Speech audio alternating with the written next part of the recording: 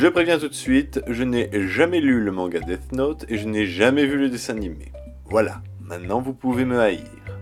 Bonjour à toutes et à tous, et aujourd'hui on va parler de l'adaptation à la sauce américaine du manga Death Note. Adaptation qui est sortie directement sur Netflix, ce qui peut nous permettre déjà de le voir et revoir à volonté. Je suis sûr qu'il y en a qui apprécient. Conspué par les fans et critiqué assez négativement ou d'une manière neutre par la presse, je dois avouer que le visionnage de Death Note ne fut pas l'enfer que l'on me vendait depuis des mois. C'est clairement pas un chef-d'œuvre, mais j'ai plutôt apprécié le film. Tout d'abord, je dois revenir sur ce que j'ai dit dans la critique de The Circle, où je trouvais que la réalisation des films Netflix était généralement fade et assez banale. Et ben dans Death Note, la réalisation elle déchire, le travail sur les lumières et les couleurs sont excellents et le montage est assez efficace. Et en plus de ça, le montage rend hommage à un scénario qui est vraiment pas dégueu et qui m'a bien maintenu en haleine. Cela est peut-être aussi grâce à des personnages forts et qui sont intéressants. Alors oui, apparemment c'est pas comme dans le manga d'origine, blablabla, mais c'est une adaptation. C'est forcément différent. Et le jour où le monde aura compris ça, nous aurons fait un grand pas en avant.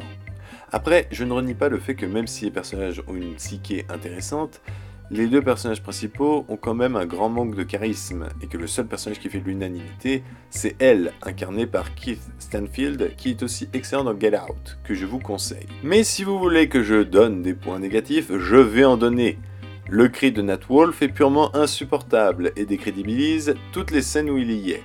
Le fonctionnement de certaines règles du carnet sont également pas assez claires, ou démontrées beaucoup trop rapidement, et finalement chaque mort ressemble à un épisode de Destination Finale. Alors c'est rigolo sur le moment, si tant est que vous riez devant les gens qui meurent de manière sanglante, mais c'est vrai que cela fait vraiment déjà vu. Mais le gros point négatif, et c'est même le point que j'appellerais « mais qu'est-ce que ça fout là ?», c'est le choix musical. Alors autant la musique écrite pour le film est assez bonne et efficace, autant le choix de musique préexistante à la fin du film sont complètement what the fuck.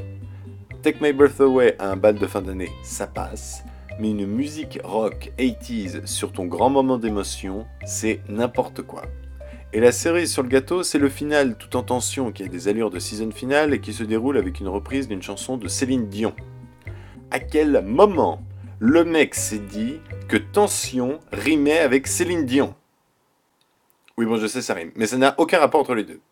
Et du coup, même si la fin est pas trop mauvaise, bien que trop ouverte à mon goût, le sentiment que tout le monde devrait avoir, qui est « Oh my god, mais qu'est-ce qui va se passer ?», se transforme en « Mais pourquoi ?